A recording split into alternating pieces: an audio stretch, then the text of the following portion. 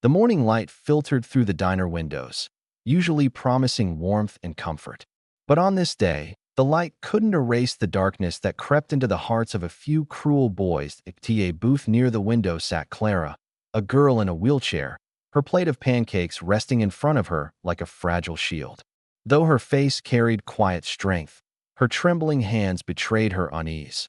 The boys at the next booth crossed a line that should never be crossed.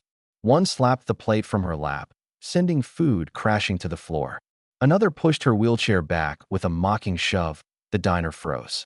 The bullies' laughter rang louder than the clatter of falling plates. Clara's eyes welled with tears. Humiliation burned hotter than pain. Clara's life had never been easy. Born with a spinal condition, her parents told her that her spirit was meant to soar, even if her legs could not. She clung to that belief, though the world seemed determined to crush it.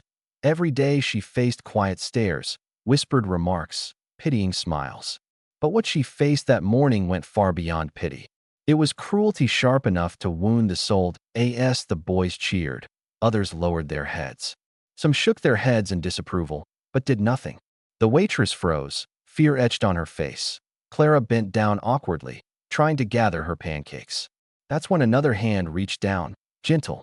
An older man quietly picked up the plate and set it back in front of her. "Don't mind them," he whispered, but his eyes darted nervously toward the teenagers. The man's kindness was a small candle in a room full of shadows. But Clara still felt exposed, broken. She sat quietly, her appetite gone, her throat tight. Her heart thudded with each burst of laughter from the bullies who bragged about their bravery, oblivious to their cruelty. Clara closed her eyes and prayed for the hour to pass quickly, for the nightmare to end. An hour later, something unexpected happened that shifted the entire energy of the diner. It began as a low rumble, almost like thunder. Heads turned toward the windows as the sound grew louder. Dozens of motorcycles rolled into the parking lot, chrome glinting under daylight. The Hells Angels insignia was emblazed on their leather jackets as they parked in a perfect line, engines growling like an approaching storm. The bullies, who moments ago carried themselves with arrogance, suddenly grew restless. Their smirks faltered. Everyone knew the Hells Angels' reputation: fierce, fearless, unafraid. When the diner door swung open, the bell jingled softly, but the silence that followed was louder than anything. A towering man with a beard and steel-hard eyes walked in, his vest heavy with patches. Behind him came another, and another, until the diner felt smaller, its air charged with tension. Clara's eyes widened, her pulse racing with both fear and wonder. The man at the front scanned the room, his gaze sharp as it swept over the bullies. Then his eyes softened when they landed on Clara. It was as though he understood everything without a word being spoken. That he stepped closer, his boots heavy on the floor, and knelt beside her. For the first time that morning, Clara didn't feel small. She felt seen, protected. The leader, whose name was Roar, turned his head slowly toward the bullies. They sat frozen, pale faces betraying their guilt. No one dared laugh now that Roar's voice was low, steady, but powerful enough to cut through the silence. Though Clara couldn't hear his exact words, she saw shame wash over the bullies' faces as their bravado melted away. One by one, they slid out of the booth and stumbled toward the exit, heads lowered, avoiding every gaze.